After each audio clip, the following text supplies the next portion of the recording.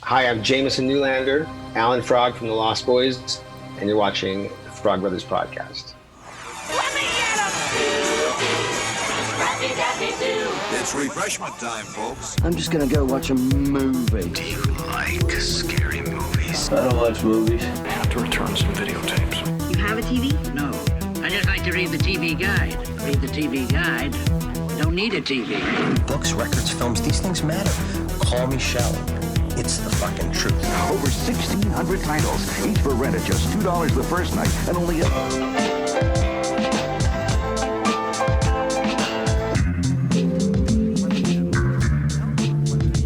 Finish him. I don't watch TV. Yeah, but you are aware that there's an invention called television, and on this invention they show shows, right? It's a laser disc. Okay, I want channels 18, 24, 63, 109, 87, and Weather Channel. Welcome to the Frog Brothers Podcast with your hosts, Justin and Alec.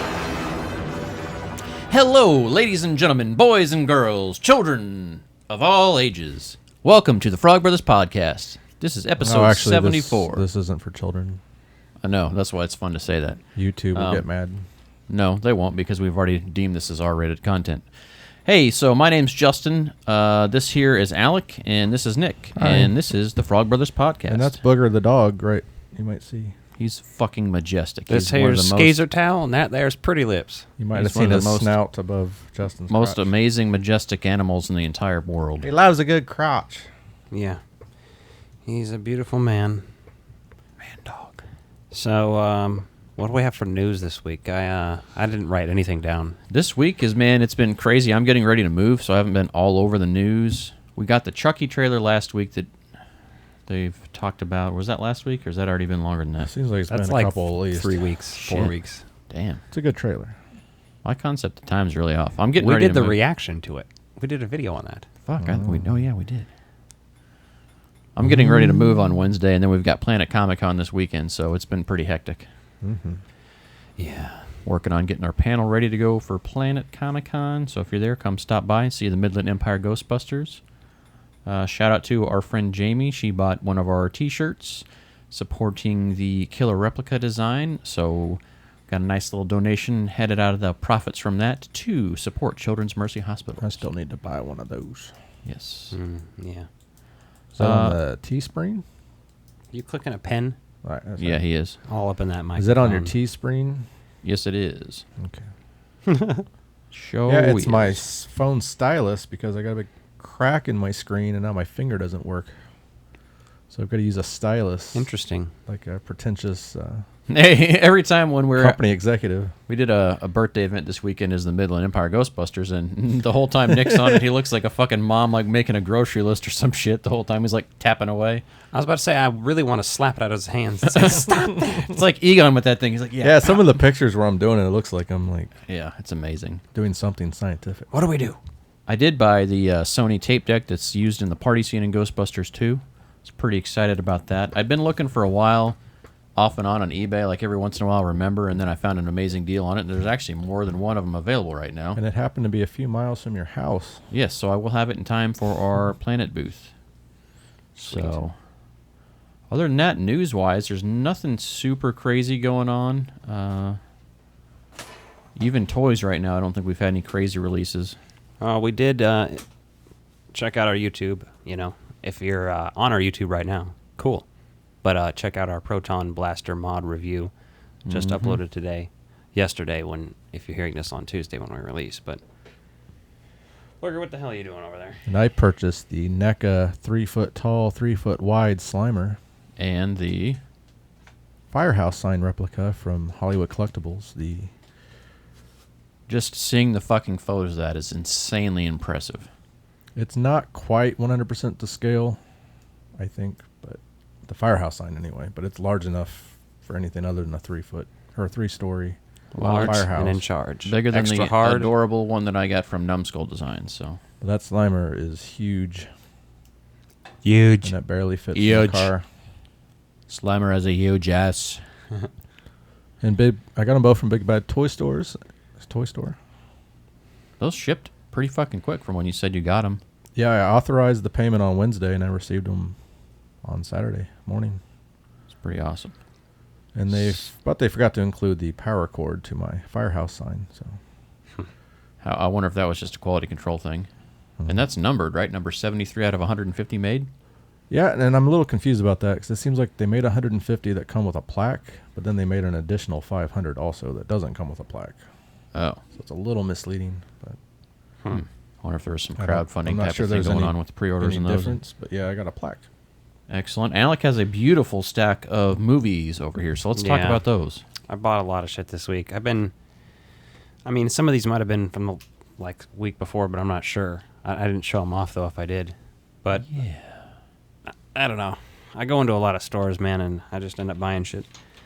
Especially if I don't have it, and if I'm, craving new. I'm craving, God, I need to see something that I haven't seen, but I want to watch something that's going to be iconic and can fit in with my collection the right way. But I did find a couple of VHSs today. I'll get those out of the way. Found the original Mad Max on VHS. A true classic. Orion, Good Times. Good Times Video. You got Good Times, the complete series? No. But Good Times Video in New York. And then also Mad Max Beyond Thunderdome. Now, I did look around. They had a bunch of James Bond ones. And I was debating buying a bunch of those, but... I have no idea what the hell happened to my VHS James Bonds. Somebody must have got the Road Warrior, because I looked for it. Oh. Or maybe they sold it because they didn't have that one, and they just didn't feel complete without it. That's possible. So I got a collection of them here. We're just going to go through them in no particular order, but this week I did pick up Sam Raimi's produced. The director is Alexander Aja, or Aja, I'm not sure how pronounced. But Crawl, the alligator movie from a few years ago. That was a fun one. I enjoyed it. Yeah, I didn't know what to expect from it. It was interesting. It was fun. But it was a Blu-ray DVD combo for $10, and I was like, oh, it's a pretty new movie. It has it's fresh on Rotten Tomatoes. I've heard good things about it, and I like these kind of movies, so... Fun one. Python. Not the pornography, the actual snake film. Well, it's like I'm actually been looking for Anaconda as well. Have it on VHS, but not on DVD or anything yet. But I'm going to order it. Is that a bootleg? What, this one? Yeah, because it's got the super slim case. No, it's a super slim case because it's just like one of those collection ones. Oh, okay. I don't know what it was in, but this one has Casper Van Dien, who you may know from Starship Troopers and a bunch of other B movies. Yes, and who else? Let's not forget. Robert Englund. A B-star film icon. He's great in this. Jenny McCarthy, Will Wheaton. Damn. This has quite the interesting cast. It doesn't even say it on here, but William Zabka's in this too. He's a sheriff. That's fucking heroic. It's actually very interesting and hilarious. The CGI snake is fucking hilarious, but other than that, it's going to make a good... Better or worse than Anaconda? Much worse. Okay. Perfect. Anaconda's much more of a film. That's what I was hoping to hear. Yeah. I don't like it when people try to outdo a movie and make a better one. Speaking of not great movies, you ever seen Devil? Nope, have not. It's M. Night Shyamalan produced movie about people trapped in the elevator. Did they just buy his production credit? I have no idea. Probably had nothing to do with it. A producer doesn't have to do anything other than connect people necessarily. Like, he probably didn't say do to that. the film studio, hey, this director can do a movie. That's literally, you get a producing credit for that. But either way, this one's not terrible, but it's not great. Anyway, picked that up. Road Trip. The unrated version, nonetheless. Now, look how I thought hilarious... you already had that. No. I have Freddy Got Fingered.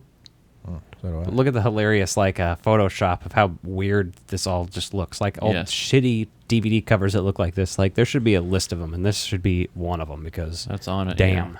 Yeah. That looks like as bad as any of the American Pie, direct-to-video, spin-offs they did. Just the cover art is just atrocious. And you're like, what are you doing?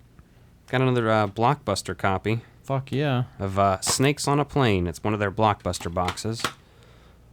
Picked that up. Haven't seen that before, actually. Are we gonna have It just escaped me. But I do have an original one-sheet for it because I saw it I worked at the theater. Are we going to have Snake Month on Spectre Vision sometime? It's possible. We might just do, reptile and shit, because I have alligator movies and shit. Yeah. Speaking of, we did Crawl and Lake Placid.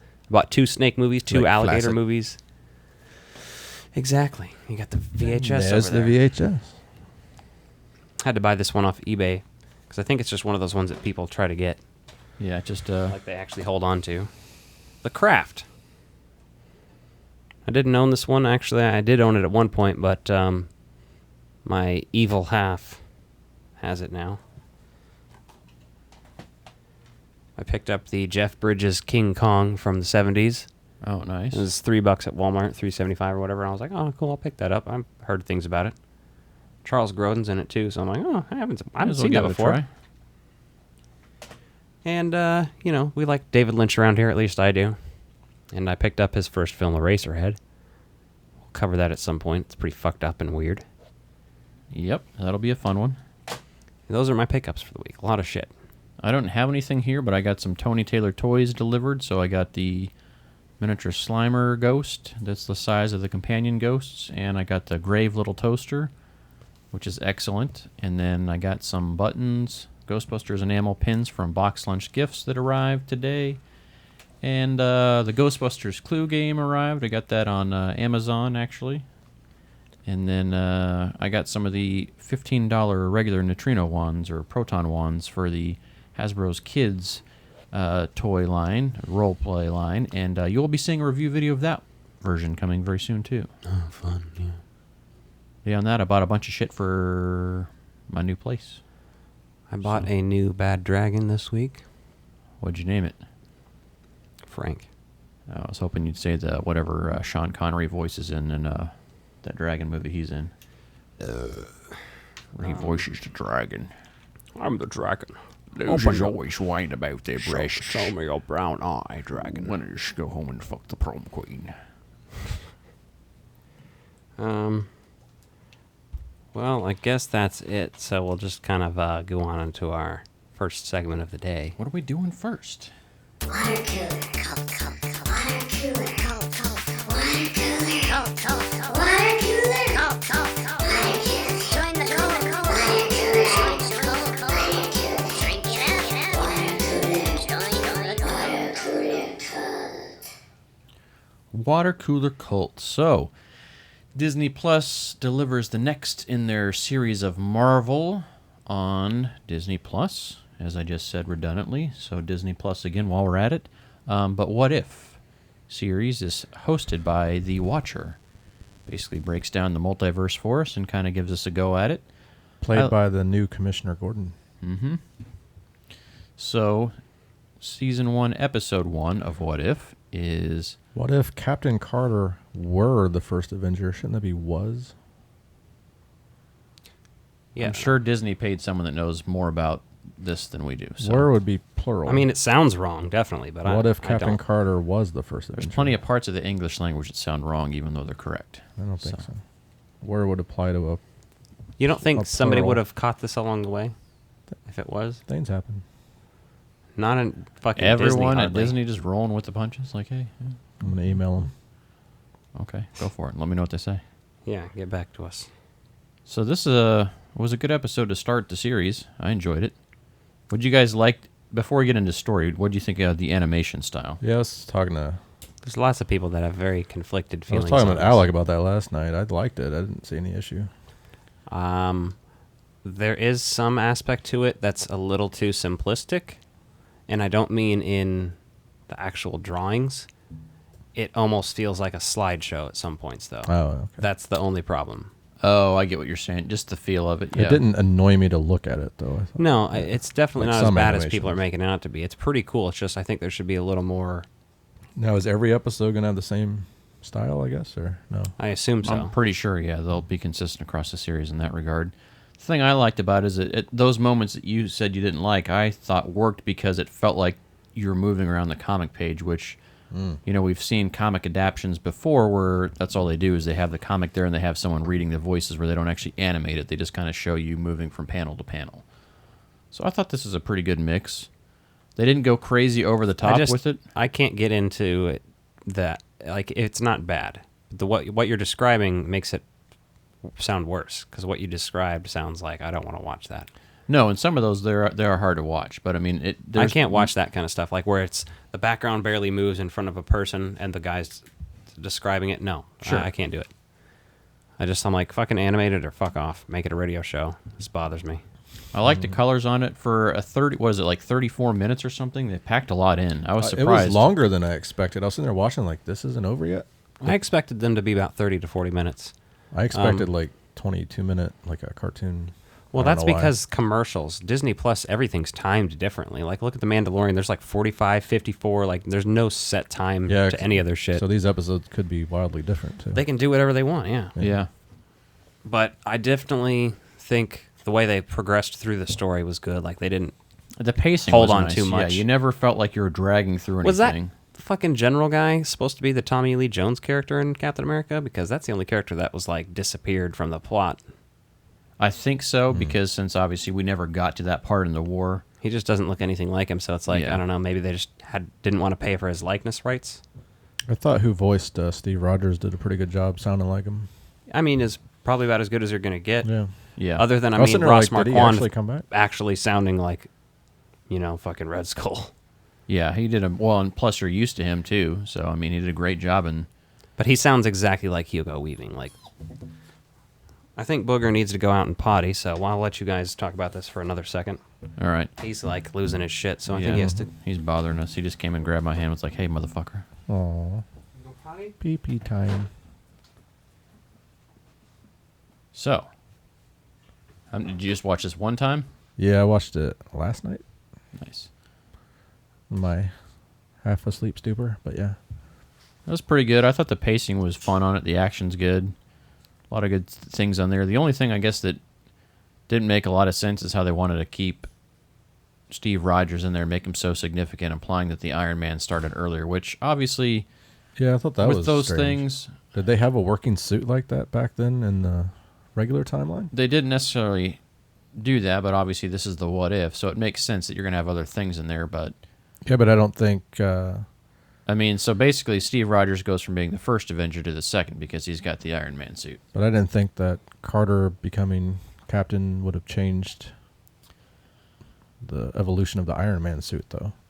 You know what I mean? Well, he just had a necessity to create something now for little wimpy Steve Rogers because Steve Rogers was still the scrawny little shit that he was. So he had to be involved, I guess. Yeah. Okay. Yeah. I did find it interesting, though, how they had that bomb blow up and, they didn't want to sacrifice the test, so they created some good tension around that whole piece of her getting in there and them not wanting to do the experiment. Was like, well, you can either lose it or you can have it go through. So, yeah, I haven't watched the first Captain America in a while, so I was trying to remember exactly how it went down. Well, basically, you have that go down, and then Steve Rogers gets out and chases down the guy that kills the doctor. And so you have that long chase sequence right after that. So, no, this worked pretty well. I enjoyed it, and like seeing Dum Dum Dugan in there in the character and those side characters. And Bucky Barnes obviously didn't go through the same thing. So the way this all broke down was it looks like that, things were drastically altered. So, but they did do the trick of, like, instead of getting frozen in the ice, she got stuck into the other side of the portal. Yeah. With that snake monster and then came back and it was like, it's been 70 years. So you're like, oh, okay. So I thought that was interesting. But to me, that plays out, drastically changes the rest of the MCU in ways that I don't know if they're thinking about or if in the What If series it doesn't really matter, but obviously Bucky wouldn't have been frozen because you see Bucky not going through the challenges that he did as we expected him with Steve Rogers, so kind of interesting there. Why wasn't she called Captain Britain? I don't know. Good question. Captain England? That's a good question. What was I really liked the squid monster at the end. I thought that was kind of fun way to have a monster coming through another portal and showing you like what else is out there. That was a good little action sequence. They did a great job showing off like how badass Carter was in that role and like how quickly she adapted to using this stuff. And they had a couple of good jokes in there about like going and being on parade and just being like a show pony. I think I like her better than regular Captain America. Have you made any pegging jokes yet? Oh, Peggy Carter? Yeah, we made all the pegging jokes. Okay, well, let's we saved those for you. You got them written down? Yeah. And not anything that's like actually smart or clever. Just like Peggy, the word written in all caps. Yeah. Because especially when like she's big and he's little, they're about to fuck, and you're like, she's gonna top this motherfucker. She's got a strap She on. just shoves him in her vagina. Oh yeah, because you forget Head how first. roided out she is. Like, because she gets like broad shoulders and shit too, and like just really gets ripped. So She just came out with bigger breasts. That would have been She got hilarious. ripped, and then so did little Steve's asshole. Oh, zing! His little boy hole. So while you were gone, After- all Nick and I had was a normal conversation about the show, and then Well, you come no. back in and bring us back. Well, on of course, point. because I assume that she probably would get him on all fours, really go to town on his ass, and then be like, "Hey, Steve, can you hear me in your ass?" Her head's in his ass. Yeah. Well, no, she's like screaming into his ass, like, "Hello, there's a really big cave now because I just wrecked this little tiny man's bunghole." I like how you say bunghole instead of butthole. Yeah, I mean, I figured I'd just change it up. May as well. And Alec is back, in case you're wondering. His sweet little brown hole. Captain Booger feels Peg. better, and Alec is back on point. Did he have to poop? No, he didn't poop. He peed. I think he's also hungry. So, Yeah. So what else you got? I got her variant costume is cool. Just cool to see more of that. I like that. When she she punched the guy in the kneecap and cracked it back, and then hit him in the dick. That was pretty cool. And then the other guy saying Scheisse, German for shit. I'm sure we all know that. Oh my god. No Tommy Lee Jones. Definitely should have got him back. You see Daryl Hammond voice the German soldier, Nazi soldier. Remember Saturday Night Live, Harold Damon? Yep. He dated Bill Cosby. Bill Clinton. Bill Clinton. Yeah. Bill Cosby will come later. Yeah, a lot of people did Bill Clinton, so don't be surprised by that. Not just portrayed him. Yeah, I was not a fan of the Iron Man suit shit. I was like, all right, this is just, what the fuck? You're telling me somebody could have made an Iron Man suit back in the 40s with what? It was And powered by very the quickly, too. It was powered by the Tesseract. So, That was easy to miss, but when they finally captured yeah, but I mean, him- I get that, but that still doesn't even justify this existing.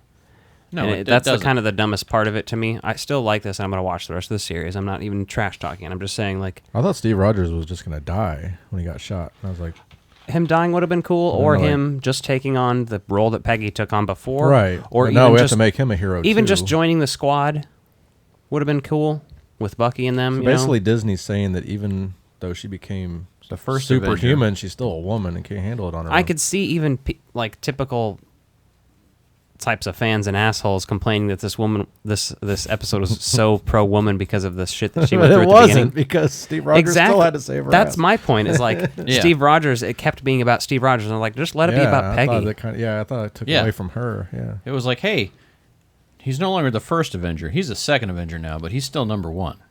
So don't you forget it. Right. He's got a cool suit. Yeah. Now, it did kind of have some Iron Giant vibes to it, which I thought in concept and design was interesting. You ever but- watched that movie? Have you seen that, Nick? He's asking you, I think. I'm asking both of you at this Oh, point. I don't remember. Probably not. I did. I was young enough when it came out. I watched it, but only on like TV and shit. Only on TV and shit. Nice. It's interesting. I assume you haven't seen it, but you know the Iron Giant at least from Ready Player One. Oh, yeah, and it's Oh, yeah. pop culture and stuff. Well, I remember when it came out. I've probably seen it on TV with you, but I've never been like, I've oh, seen a you know, cool I'm gonna sit figure down. of it at Walmart a lot, and if I was a bigger fan, I would have bought it for sure. Nice. Very nice. Um, Any other notes on her ass whooping montage is pretty cool. Yeah, my last notes say Steve is about to get pegged again, so you know, just to remind you. And the whole Nick Fury ending was interesting. Yeah, It's they like, still oh, had to cool. bring it up 70 years. Like I was telling Nick while you're I gone, wouldn't be there's a- surprised. There's a season 2 of this they're going to do already, so I wouldn't be surprised if they just kind of like followed this story. carry each of these stories. Yeah, they could. I would be curious to see. They might what- make a if sequel she to, became an Avenger and shit like that. Yeah, just do that in another 30-minute little episode. I don't, you know. These have a lot of potential to be cool. I'm looking forward to the Star-Lord one with T'Challa. Yes, that's going to be... I'm hoping that's one of my favorites, because I'm excited about that one the most. Yeah. So what's next? Booger, quit hitting your tail on everything. Booger, you can't be doing all this, you psycho. Next. Booger. Oh, jeez, look at all those wires. I know. It's like, I want a sandwich. Go in there in the kitchen. Get yourself something to eat. This is a segment where I'm looking for a certain theme song, which might not be in here right now, so I might have to import it. Is that what you're looking for? No. Oh, okay. I'm looking for He's looking for a theme song today. Gotta add it to the playlist. The list to play. And here it goes. Yo, yo, yo. Happy anniversary. Happy anniversary. Happy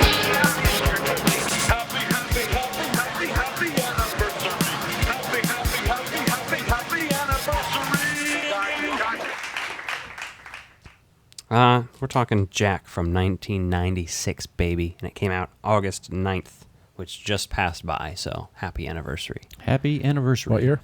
96, 25th anniversary. Oh, 25th, that's right. Yeah, I saw this in theaters when it came out. Mm-hmm. I did not. I did not either. But I saw it with my friend Joel.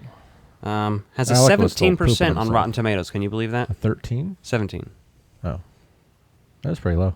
Yeah. I thought this was a more celebrated film. It is among me, for sure. Mm. Directed by Francis Ford Coppola, Mm-hmm. who directed, if you didn't know, obviously, The Godfather, Apocalypse Now, one of my favorite books, and okay movies, The Outsiders, Bram Stoker's Dracula. He directed the conception of Nicolas Cage. Mm. Cool. Yep, well. This was written by James DeMonico and Gary Nadine, who, Gary Nadine, as far as I can tell, had not much of a career after this. But James DeMonico is known for creating the Purge series. Oh, okay. And being in charge of all that shit. So he's written like the show that they did and all the movies and shit. So let's talk about our cast. We obviously have Robin Williams.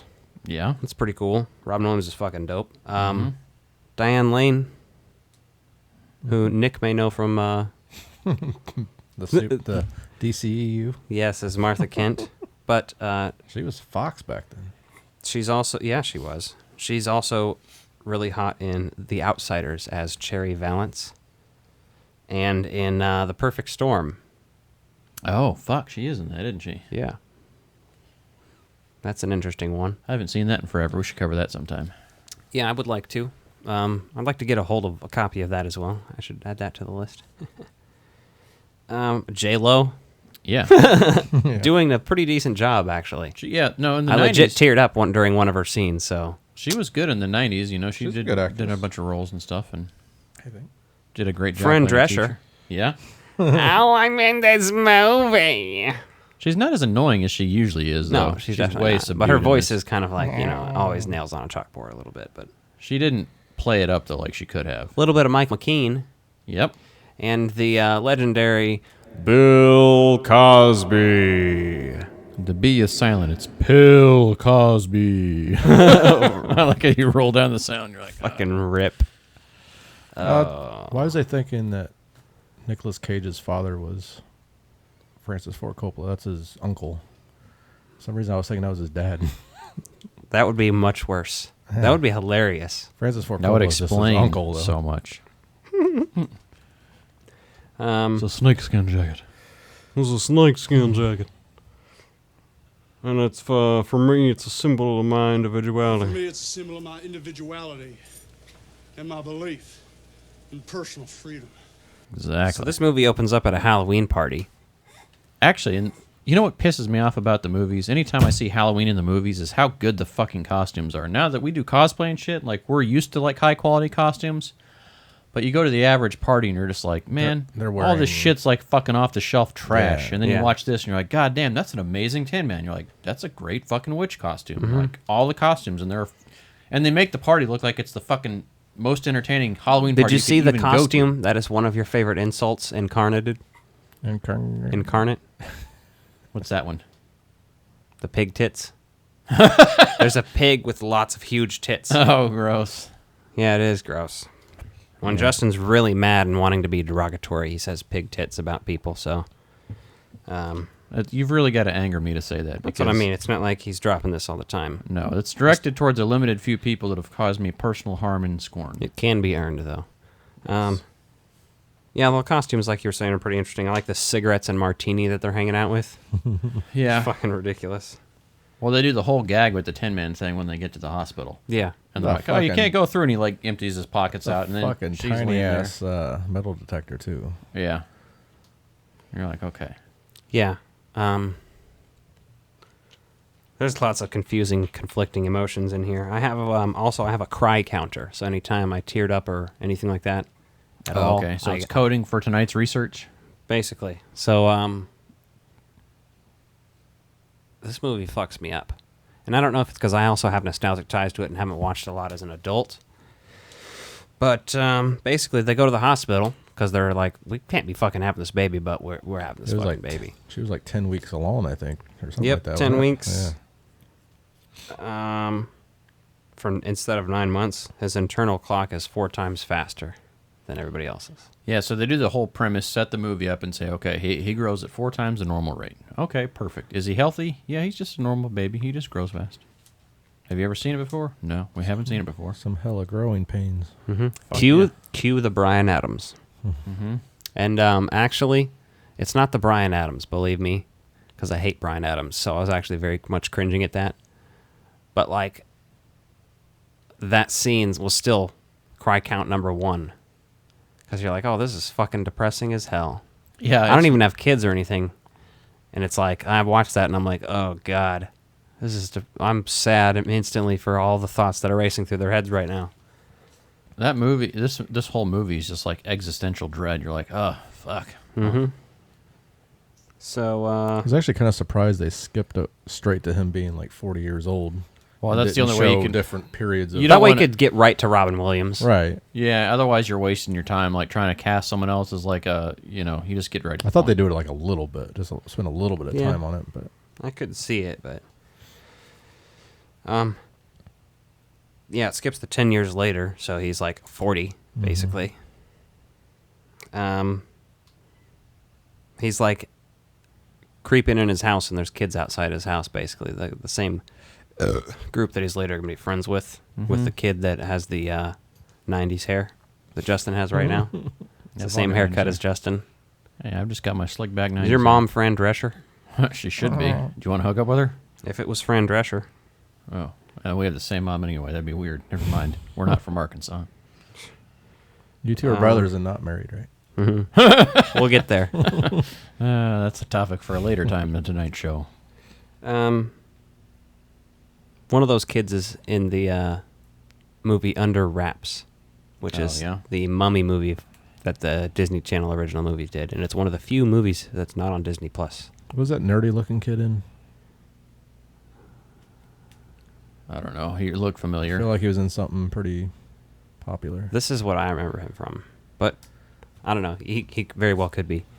So they don't fuck around. They show you immediately Bill Cosby, and like Bill Cosby's in there being a major creeper, like tickling. That's what I said. My note says, read it. His character. Oh no! Cover your drink. It's Cosby. Fuck yes, that's beautiful. If his character was being creepy, it wasn't Bill Cosby. It was the writers. No, they're not. Like, hey, Bill, just be yourself. It'll fit right in. Just pretend like you're Catholic. He didn't do anything to children, did he?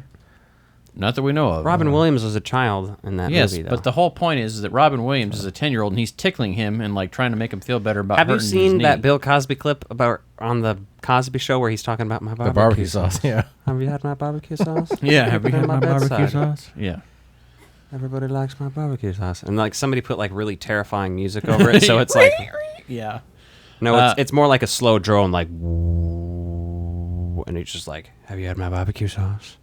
Well, then the weird part is though that like the pants get ripped. Huh? Like his pants get ripped as yeah, and you're just like, oh. He's man. like, I saw your butt, and he's like, oh, you can see more than that, Jack. Like you seen the oh, Jack. That's an interesting name. It's an interesting name for someone to see the chocolate starfish. Jesus Christ.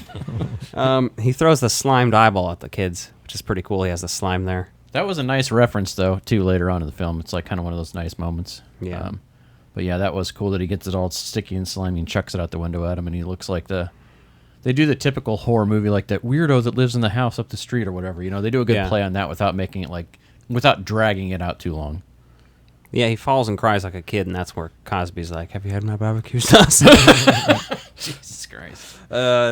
I'm sorry if you've been victimized by Bill Cosby. Oh, and then Bill Cosby, he does say some creepy shit to him, right, when he's doing that, which I have right here. He says, "Oh, it's hurt. I'm gonna bite it," and he tries to bite his leg, and he's like, "No, don't bite it. It'll get infected." And he's like, "Well, this leg's gotta go. We're gonna cut it off." Yeah, he says let me go get your dad's saw. Yeah, and then whoever wrote the movie Saw was like, "Fuck, Bill Cosby's onto something." The movie Saw would be dope if we remade it as a documentary and tied up Bill Cosby in a fucking dungeon and made him cut his own leg off. This that one really dark. This could later be used in a court as evidence against me when Bill Cosby's found without a leg, wandering the streets, saying, "Have you had any of my barbecue sauce?" Oh my god! Stop it! It's another emotional thing when you see him playing with that caterpillar and they're talking about his eyes and their young eyes and shit. Yeah. It's so interesting. The internal clock thing that he's talking about too is something that I think about in general because I age better than some people. Mm-hmm. And I do not take excellent care of myself like a supermodel or anything like that, and that's not why I look like this. But look at Paul Rudd. His internal clock is different than a fucking chain smoking meth head. Steve Martin or Tommy Lee Jones. You know what I mean? Yeah. Tommy Lee Jones has looked 100 for 300 years. Since the 1990? Yeah. Steve Martin is just prematurely gray. Well, that's what I mean. But the internal clock is still different there. Yeah, because his face still looked young for the longest Which time. is why I feel pretty good about myself, because people a lot of times don't think I'm 30. They think I'm 25. It was interesting that he never dyed his hair because it's no one would have thought. I don't think he cared. It was made him unique. But well, that's what I mean. It's interesting. Yeah. Interesting. He definitely could have gotten away with it. Steve Martin's a fucking treasure. Mm-hmm. Let's see. What else have we got here? When he gets in bed with his parents, it's hilarious. After he decides that he wants to go to public school, he's like, "I had a bad dream," and they're like, "Are you sure he's ready to go to school?" Oh, did you see? They subtly showed that his dad's a photographer, though. Yeah. At first, so it's subtle anyway. Mm-hmm. Yeah, and then when he comes in a scene later on where he's got his tripod and his camera bag. So, and I like Jack's light up sneakers, like the old '90s ones that kids would have, but they have them in full fucking grown up size. It's pretty that's what I was wondering. LA Gear sneakers is what they were too. It kind of makes me want LA fully Gear. grown up. Yeah. I want light up sneakers for myself now. I would like to have those. Get the ones with the wheels on them. No, those are way overrated. Those make me cringe a little bit. That's what you guys would have said back then when the light up ones were out. No, actually, it's likely that if I was born a little bit later, I'd probably be that way about those kind of shoes. The Heelys, yeah. But I'm that way about light up shoes. Those are fucking sick. Yeah, those I've seen cowboy boots that light up before. Can you imagine that? Holy shit, that's dope. Who's that marketed towards? Lil Nas. For real. Yeah. No hate. And later on, he has those dope ass airwalks at the end of the movie, but we'll get to that later. I got 3 pages of notes for this shit. Yeah, I took a lot of notes on this one. Oh, here's my first one of my next jokes. Read this one out. Wait, is this Harry and the Hendersons? Because Robin Williams is hairy as fuck. He looks like goddamn Sasquatch sometimes. Well, they definitely point that out. The little girls. It's like a family film. Yeah, and it's got he's got to shave 3 times a day. Right. Which is funny now because he's shaving for the first day of school, cuts himself, and he's like, "I've been shaving since I was 4 or 5 or some shit." And you're like, "What?" Remember, he has the Stimpy doll. Yeah, and he takes that in bed with his parents. Even Stimpy? And they're like, "Okay." That's funny. And the dad's like, "Anything I can do to get this kid out of the house because I need some alone time with mommy." There's a great production design in this movie, like the robot hands in his drawer. Remember those sticking out, just moving shit. One of the other cool things is timely to Terminator 2 is that little silver robotic hand that he's using in the window. Mm-hmm. Like when the kids are gawking at him from outside. That was pretty cool. Yeah, did you see the lunch he was packed? It was fucking 6 huge ass cookies. I saw the raisins and a banana and shit. Yeah, the it's kind of making me hungry. I want some cookies. Even that scene later on where I tried to get you to make cookies. I said you can make them. Oh. Even later on though, when he's got that giant fucking bag of gummy bears, and he's sharing them with J-Lo. It's like, holy shit! Mhm. Like, I mean, you're feeding a grown fucking man, so he's taking in like triple the food a child would eat. Yeah, but he's still eating children's food. Exactly. You're like, God damn! No wonder he's fucking getting sick. He's eating junk food. No wonder his hair's falling out. Jesus Christ. Yeah, those two little girls are hilarious in that. Oh, they're great actors. Yeah. Like, I don't know if they went on to do more stuff. I'm sure they did. I kind of feel like I recognized them, but the one girl's voice is like really, really familiar, and I'm like, man, she's probably done a bunch of stuff since then. Should look that up later.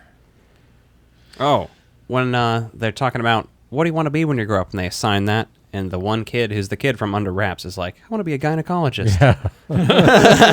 I want you to think really hard about this. It's a big part of your grade. It made me think of Ghostbusters too. Yeah. Someone go around the park and lift up all the dinosaur skirts. Well, they have the basketball scene. I'd rather be a proctologist for J-Lo. Sure. Okay. If you're into the butt stuff, you could open her butt and say, Hello, my name's Nick. J-Lo's booty hole. You gonna sing a J-Lo song into it? Get that reverb on there. And that'd just be between the cheeks. That wouldn't even be the booty hole. Well, he earns their respect playing basketball because they're like, he's motherfucking tall. So they go through that bit, and there's not really too much to talk about other than that they play basketball, and he's successful at it. So he's like, oh, yeah, I have friends now. Well, it's cool. Like, after that first day of school, you see him ask his dad, like, hey, can we get a basketball hoop? And his dad's like, oh, yeah, sure. Yeah.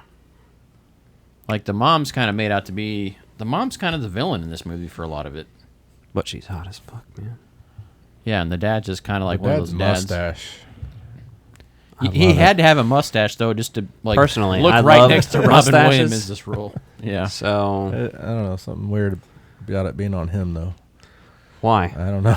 It's just great on him because he he's a didn't look photographer right. who takes sexual photos. It makes sense that he would have a mustache. Okay, if he does pornography of any kind, yeah. Exactly. You get some of the classic Williams stuff, just his ability to act and be weird and strange is when he does the dog sounds and cat sounds. There it went. On the playground. There it is. And, no, I am talking to myself.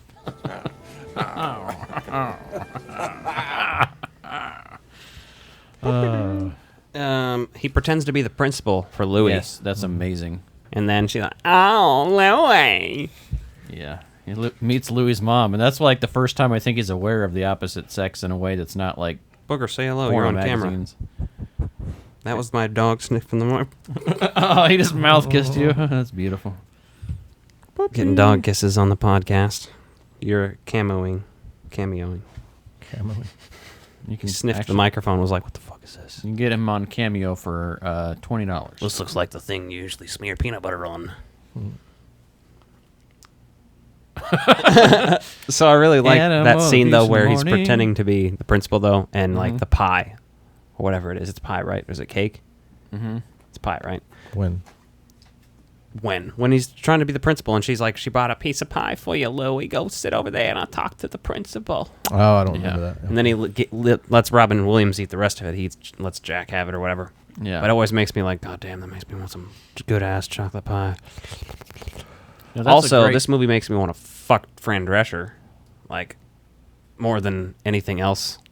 But also, I think I'm just getting old now, because I'm looking at Diane Lane and Fran Drescher like, ooh. I even watched like The Great Outdoors last time and was like, ooh. You know what I mean? That mom. He became Horny the Bear. Exactly. I did. I was also Smokey the Bear, if you know what I'm saying. So that might have some, I don't know. Either way. No, but one of the funnier moments in that too is like when they're looking at the what are they looking at, Penthouse, and he's like, you think any of our moms look like this or something like that? And you know Robin Williams is already all over that, and you're like, yeah. They're like, no, that's like those women come from a special place, because no one ever wants to think of their mother as having sex or being sexual in any way. So like, it's a bad place to go. But I like how they're able to incorporate that humor in there in a Disney movie of all things. So I like he does that a lot throughout the movie, but he does the Cornholio hood. Mm-hmm. It's very timely to that fucking time period. Yeah. I think Beavis and Butthead Do America came out the year before this, right? Yeah. I don't know if the show was still on air at that point. I just thought kids did that, where they just... Well, yeah, but it's hold like their shirts very over their culturally iconic. I did it as a fuck ton as a kid, and every time I did it, I was thinking of Beavis and Butthead, so I don't know. Maybe I'm just relating everybody to my memory, but that's fine. It's a shared memory and a collective unconscious. At least I'm smart enough to realize that could be what's happening, and I'm not an asshole about it. This is true. Like some people are about certain viruses, which we won't get into. The tree house in general is pretty cool.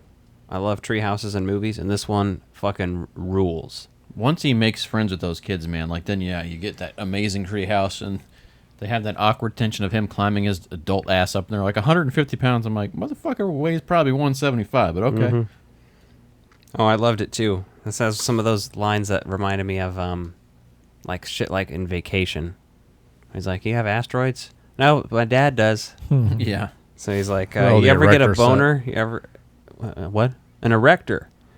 No, but I'm hoping to get one for Christmas. Yeah. And he does. Later on, they show in the movie he's got an erector set. I remember seeing that, and I was like, it's an erector set. If you're going to make that joke, you may as well put it in there. They make him eat the gross-ass mix of, like, fucking... Yeah, I wrote down worms and toothpaste as the things I guarantee I saw. There's spaghetti or something. So there's spaghetti noodles, there's worms, there's toothpaste. I got worms. They also had only noodles, Michael. Like the ready whipped whipped cream topping and spray can. Can't even talk or know what I'm talking about right now. Fucking alien-ass motherfucker. I just fucking... Your human whipped cream. Exactly. Human whipped cream. The aneurysm's about to go. I have a so trapper if I keeper die, right over there. It's nice knowing you. Nick knows what I'm talking about. What? The Trapper Keeper. There's a South Park Oh. episode of the Trapper Keeper. Oh, It's like yeah. basically I love that episode. a smart-ass Trapper Keeper, and it's like there's a guy that comes back from the future that's basically Kyle Reese that stopped the Trapper Keeper. And Cartman ends up fusing with it and becoming like this enormous fucking blob and shit. Yeah. Pretty fun episode. It's really early on, like the first 5 or 6 seasons. I don't know. Good episode. Anyway. It was in the season 4 when everything was... The title had 2000 at the end. It was like Trapper Keeper 2000. Oh, was the name yeah, of the yeah. episode, I think. Yeah, so after that treehouse scene, though, they do the fart in a can, which is pretty funny. Like that scene I remember as a kid, and like they're smelling it, like I the think it one was kid like smells it, scientifically inaccurate. passes out. Yeah, I know. Yeah. Doesn't matter. It's still hilarious. Oh, it's funny. You know what's really funny? Robin Williams is dressed as Superman for Halloween, and his mother is Martha Kent. That's amazing. The irony of that now later on. Isn't it? So before... It's funny. So the other funny thing about that is... She was Martha Kent or Lois Lane? She's Martha Kent, isn't she? What's all these noises? That's what I wrote down. So you get the moment where they realize Jack's over at this sleepover, and that's the first time he's never not spent the night at the house, apparently. And the mom's laying in the cardboard box in his room, and the dad goes in there and he's like, Let's sees fuck. her, consoles Yeah, her. this is the first time we've been able to consoles her, fuck. and then, they basically imply that, like... So we got a 40-year-old we man got- sleeping between us every night. Yeah, I'm getting cock-blocked by a man that is probably pressing his boner against his mom in the no. night. There's Oh, so many God. evil implications in this movie they didn't stop to think about when they showed that. They were so preoccupied with whether or not they should, they never stopped to think if they should. I may have said should twice, but whatever. You know what I meant. You think he started masturbating? Ah, 4 years old. Go, Webb, go! 3? Been 3. Oh yeah, 3. Yeah, you'd have been 12 You'd have been then. 12, yeah, that's yeah. fucked up. They don't explain that. They don't really get into that, which take a dark movie to an even darker They have the one place. question where he's asked about his boner, and then Yeah, never they get again. boner. Yeah. You got to have a dick But joke then he in does there. try to fuck J-Lo, so... But not really. And then Fran Drescher tries to fuck him, but we'll get there. He assaults her with a kiss. The treehouse... Oh, yeah, they go back to the treehouse, and he brings At least Cosby. They should have. Yeah. Dangerous. Someone should have been injured. Come on. I mean... Yeah, I know. Like, someone would have fucking died least by one impalement would've of that died. whole Yeah. thing falling down. But Like, let's- I see all this They going. like collapse You know, slowly by levels. Cosby's like, hey, let me teach you kids a song. Oh, yeah. And he's like, the lyrics to the song are, he's gonna get caught. Like, I have a strong psychic belief that these Bill children Cosby. are in danger with this man. He's up there looking at penthouses with Bill Cosby. Right. He is, yeah. Yeah, that's a recurring theme on there. Like, did Penthouse get some kickback for advertising this movie? Because that's some product placement right there. I'm sure he put barbecue sauce in that mixture. That's a penthouse pet. Oh, and then Cosby eats the canned food too. Yeah. The mix, and he's like, and sticks his tongue out, and you're just like, yeah, it's really just, I like this movie a lot, and it sucks seeing Cosby in it because you're just reminded of his fuckery. Whose house was it that had the tree house? The main? And it wasn't on a house, I think it was on like a random lot, which is weird. But, I didn't know it was like Fran that way they can be Drescher's backyard or unsupervised what? and it not have to deal with parents. Yeah. They built it themselves? Yeah. Wow, it's pretty good. Well, it is what we call a movie. Fantasy. Is this the real life? He's losing his hair and he starts like doing the math on his own fucking life. Yes. Once he realizes that, then he has that existential dreads like starts to appear. Yeah. Can you imagine going to high school or to going to school for 12 years when you're only going to live maybe 20? I'd be like, yeah, I'm not going to school. All I'm going to do is... Yeah, I mean... sow your seed?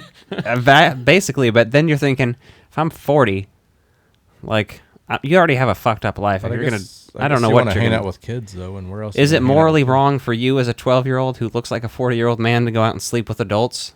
Is that morally wrong, though? It's like in Big. I don't know.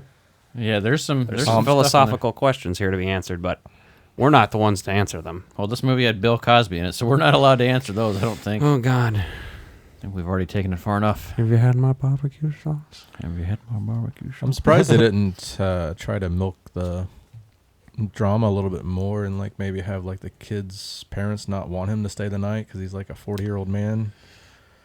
Yeah, I think seems that like enough once going on in it there. seems like once they became friends with the kids, they kind of gave up on the whole awkwardness, and society just kind of accepted him completely, I guess. You just see his But then inner he got circle. sick, yeah.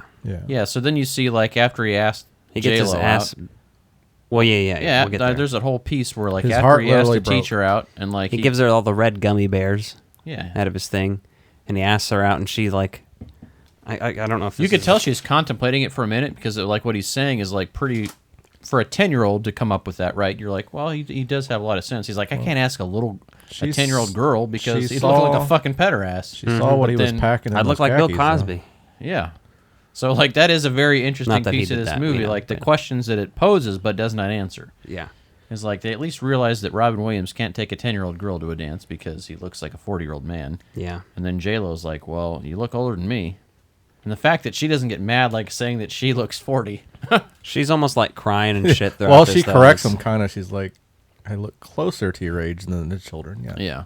Yes. You should But have that is taken the- his mom. That's a very interesting piece there, though, is, just dealing with that drama of it all. So He goes out there and falls down the stairs and is, like, Mm-hmm. basically having not really a heart attack, but a heart attack. they say he has angina, which basically means blood Well, his flow heart's problems. been strained. Which, who fucking named that? Come on. I don't know. Angina. That's so Angina, stupid yeah. because it Angina. sounds like mangina. I'm old, Greg. I got angina. You ever seen my downstairs mix-up? I'm old Greg. Oh, You God. know me. You sing me. You I'm love old, me. Greg. I'm raising money for angina awareness. Cut out the cholesterol from your diet. Angina. Oh, it's really depressing when the butterfly comes in there and dies in Dies in his his hand. hand, yes. What the fuck? Dude, because earlier he's messing with the caterpillar. When it becomes Yes. a It's butterfly, just like right. continuing these little Yes. It's like I'm gonna themes. fly through the window and make them feel like shit. By And just then they dying. have, like, if a butterfly flaps its wings in Japan, does that cause a tsunami in California or whatever? Butterfly Because effect. the butterfly is what That's lands. a good fucking movie. Yes. And that's when It the is. butterfly It's okay. lands in the playhouse, movie. in the treehouse, and it fucking collapses. I was quoting Hot Tub Time Machine because at one point somebody says something about there could be a butterfly effect and we could, a butterfly flaps his wings. Yeah. And then somebody says, oh, I fucking love that movie. It's great.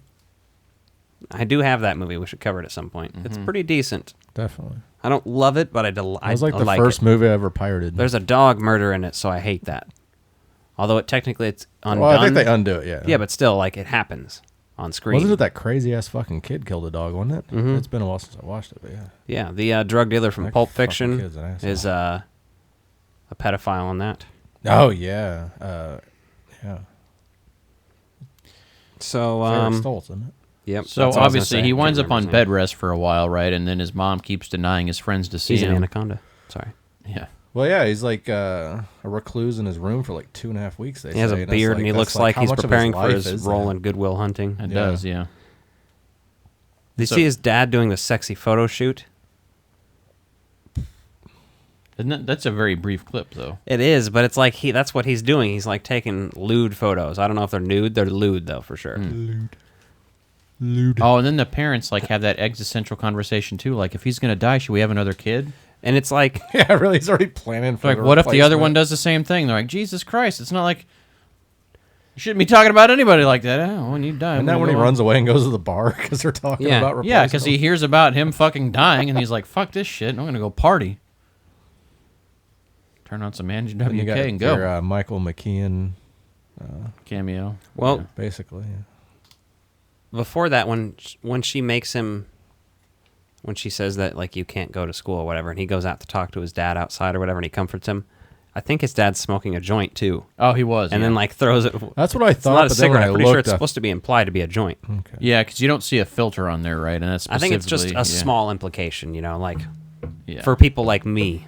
He definitely didn't want Jack to know he was smoking something. Right. So yeah, then he goes to the ball, meets Paulie, Michael McKean, of course. Mhm. See what we're talking about. Fran him- Drescher showing up, and then they're whole- talking about how hot she is. Him ordering the Shirley Temple's hilarious because Michael McKean's like, oh, you know, why don't you order Madonna? He's like, that's it without the cherry. And you're like, oh, zing, like a virgin. Are we going to talk about how that song's about big dicks? We can. Do you want to? No. Yeah. Okay. Maybe another Just time. wanted to make a joke. Well, she fucked the whole basketball team, so. That's hearsay, and there's no slut shaming allowed here. She can do what she wants. Yeah, I didn't shame her. I'd fuck a whole basketball team. I just said that's where the big dicks A women's came basketball I team. said that's where the big dicks came from. I made a stereotypical joke. Oh, okay. If you say so, that's fine. Well, I hope if you're 7.5 feet tall, you got pretty good size Johnson. She keeps trying to kiss him and shit, and it's just super awkward to watch. I love how he's watching the other guy dance with a girl. And Oh, yeah. Yeah, that's fun. grabs her. Then he grabs her ass, yeah.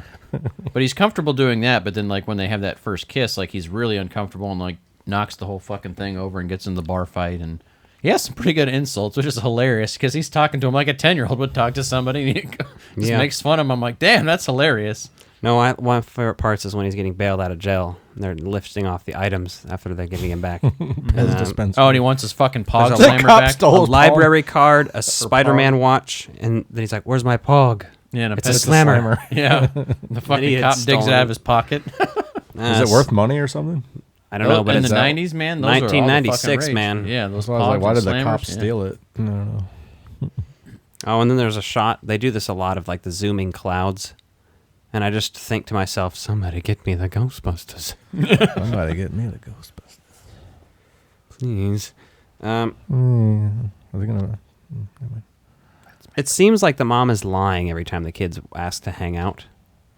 She is. Like she's just not letting him do it.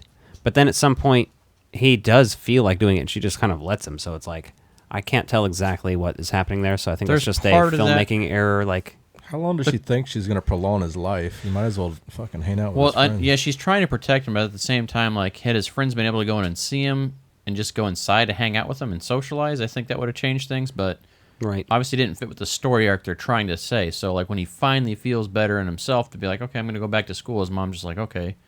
And mostly you get the vibe that the dad was like, hey, just let him choose his own course. So. okay, and this is where my next joke I'm going to read. It's okay. I have to say this because they're not really jokes; they're just terrible, and it's hilarious to me. I'm sure that we just watched Harry and the Hendersons and not Jack. I'm sure of it. There's something here that happened where he clearly looked really hairy again. That's why I wrote that down. Yes, but I'm obviously. sure of it. John Lithgow was in this movie. He is? No. But this movie was Harry and the Hendersons, so John Lithgow was in this movie. Lewis writes an essay on Jack. Mm-hmm. When I grow up, I want to have a big swinging thing between my legs, too. I want to be as hairy as this man.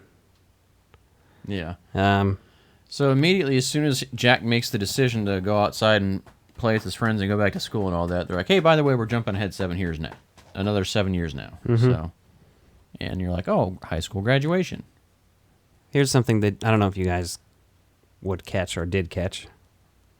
I always remembered he showed up. I remember his shoes being weird. Yeah, because shows up in red slippers, basically. Those are like the bright red Airwalks that were really popular around then. But specifically, they're bright red and shiny like the ruby red slippers his mom was wearing when she gave birth to him at the beginning of the movie. Yep. Bringing it full circle with more Wizard of Oz shit. Yeah. He's the valedictorian. He does the speech. Mm-hmm. And also, this also makes me think that this takes place in the same universe as 1 Hour Photo. Like, right after he graduated, he started taking started working at the photos place. Oh my God, that's a genius. He looks the exact same. It's like, well, you're 18, you got to move out now. Exactly, and he started working at the photo place and being obsessed with a family because he couldn't. It makes sense. It's a good movie. It is a good movie. I saw that at the theater. I did not. I was too young. Yeah, you would have With been my friend traumatized. Jason. Yeah, I either saw that at the theater or I saw it like right when it came out on Suck DVD. his dick! Yeah, it's fuck that movie. No, and then that whole like... Oh, they have a daughter, too, in that scene, so they did have another kid. Yeah, no, that's what I'm saying. Like, they And had the man in 1 Hour Photo is Michael Vartan, who was in Monster-in-Law with Jennifer Lopez. Nice. The circle, the circle of filmmaking. And then they drive away in a 90s-ass convertible. Uh-huh. So...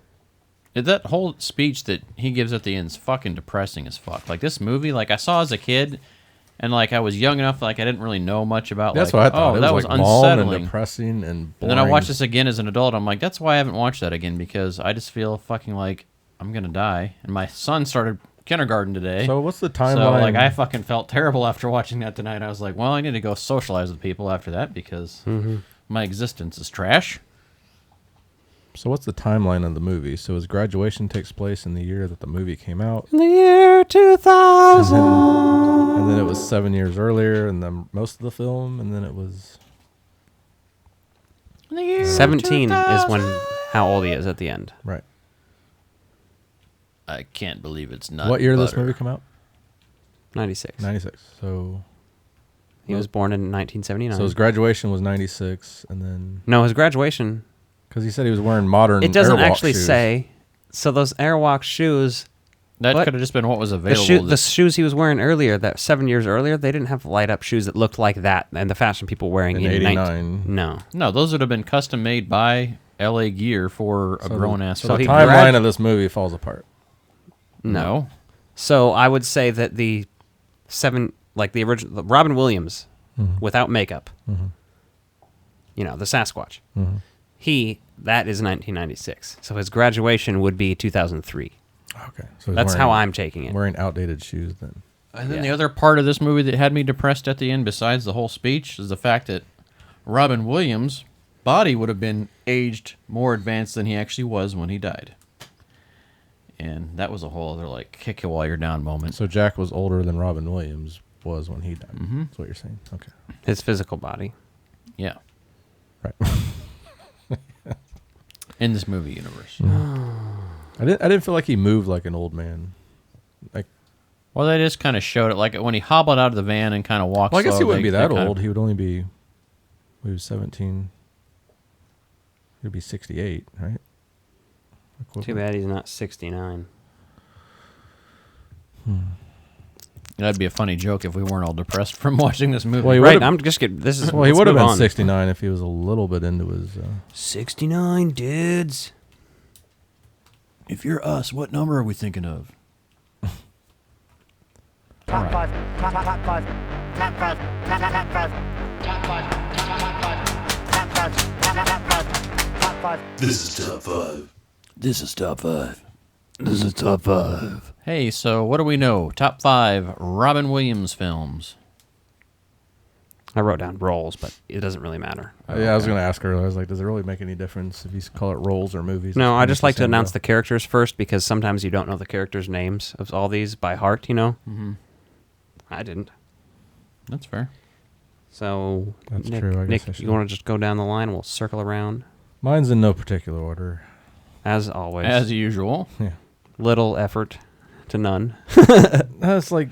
He made the list. He just didn't If bother I don't to check it twice. I don't necessarily have order of preference, though. That's the on fun some part, to topics. make one. I made 5. It's still top 5. Of all of his roles, it's the top 5. You Yeah. can keep But not in justifying order. only doing half your homework. But not in order. Yeah, I you didn't still, look up. You're I didn't still look, only going to get a I didn't C. look up his character names either. You're I only going to even get wrote a down C. the years of every film. So first one I put was 1 Hour Photo. That's your number 5. And what was his character's name? I don't know. It's not on your top 5? Nope. Okay. It's a good movie. It's on my honorable mentions. Mhm. It's a good role. I've got an interesting mix of mine. So do I. My number 5 is World's Greatest Dad. I just when I watched that, I really enjoyed it for as dark as it was. It's kind of fucked up, but people cope through the darkness of life in interesting ways, and so, you know, in some levels, it's really fucked up what he did, but at the same time, it was a coping mechanism, so you can kind of appreciate where that character was coming from, and he really fucking made you feel for him. So, number 5. I felt like he exploited his dead son. Well, like I said, everyone handles drama. His son was a complete fucking asshole, so fuck that kid. Yeah. Should have just not even told the truth and should have just continued nailing the chick that looks like Jennifer Love Hewitt, but wasn't. But hey. Oh, yeah. All right, so you're my number 5 is Armand Goldman from The Birdcage. That's a fucking stellar role for him. From 1996. Yep. I love that movie. And, you know, a lot of people... we were going to review that. We're going to at some point. We're going to review fucking Do we half gotta- the movies that exist. Do we got to wait for Gay Month again? Was that June? Jesus Why Christ. would you... It's called Pride Month for one thing, and... Yeah, you do see how this might make us look bad, right? Not to mention, just right to my face, too. Rude. No, we don't have to. I was actually going to say there's controversy around movies like this and roles like this what's the because anniversary on that? you have someone who's, Cast I mean, to as far as play- we know, straight. Yeah, but cast to play somebody else instead of casting Yeah, someone who what is the actually- view of the LGBT community on that? Well, considering I'm part of that, I don't give a shit about roles like this. You don't speak for the whole community, though. so- No, I'm telling you, I speak for myself. As a part of that community, that's what I'm telling you I view it as. Well, I think now, they wouldn't cast straight people as much. Well, that's as what I'm they saying. would Like back now, then. that's like that's like watching Ace Ventura now with trans populist view being completely different. Hey, Birdcage was the same year as Jack. Yeah. Yeah, So, that's why 25th Alex said anniversary. 1996. Nice. That's on HBO Max. Number 4. That's on HBO Max. Sweet. We can watch it for free.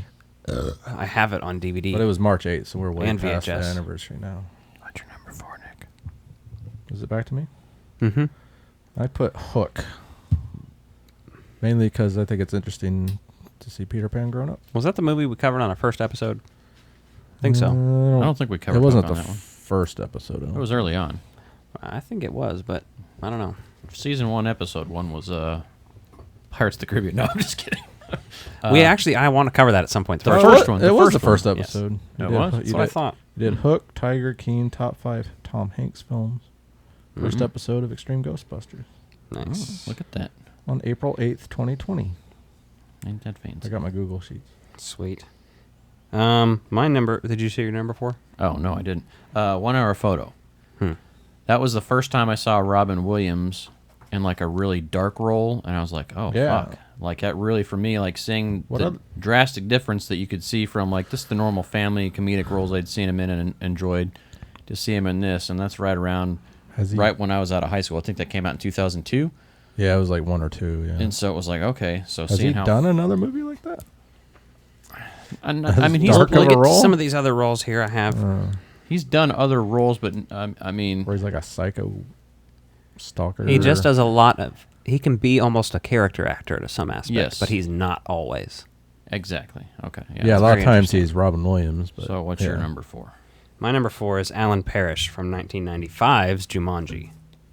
That's a great choice. I just like to ignore the Jumanji sequels. I know there's other people that like them, and that's fine, but yeah, he's awesome in that one. It's a great movie. The CGI is funny to look back on it, but the rest of it's great. Number Booger's 3. Going wild. Yeah, what's your number 3, Nick? I had Mrs. Doubtfire, but I think that would probably be my number 1. So I'll say Jumanji also. Oh, shit. Move it down the list there. Well, my number 3 is Mrs. Doubtfire. So, Mrs. Doubtfire is a classic role. Like, it shows shows the depth of his character acting, right? Because you see him, run by fruiting. well, yeah, you see him as Mrs. Doubtfire. You Pierce see him Brosnan. as like the insecure dad that's like really emotionally struggling. You see him as the puppeteer on the show. So you see a lot of different types of humor and characters that Robin Williams can do, and they all blend together and work so well together. So, number 3. My number 3 is from 2002. Rainbow Randolph from Death to Smoochie. God damn it! How did I leave that off? So fucking good. Love that movie. And he is one of the best parts of it. He's a fucking nut job. He's amazing. This is what I was going to say, where it's like, this is probably as close to one of his photos you get, because he's just a lunatic, but not at all the same type of lunatic. That in a while. I don't remember his character.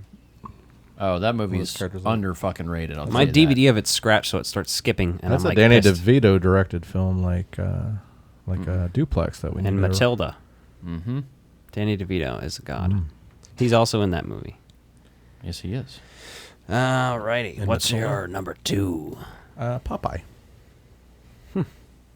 Interesting. I thought His he- first feature film role. Was his first? Yeah, Well, I thought he did I a think good that job was his as first Popeye. starring role anyway. At least his first. I'm good. It with could have that, could have easily been his last. I mean, he did a good job being Popeye, though. So I guess really it should have been his last. He started out doing character work, right? Which is whatever. That's fine. I didn't really care for that movie, but that's just me.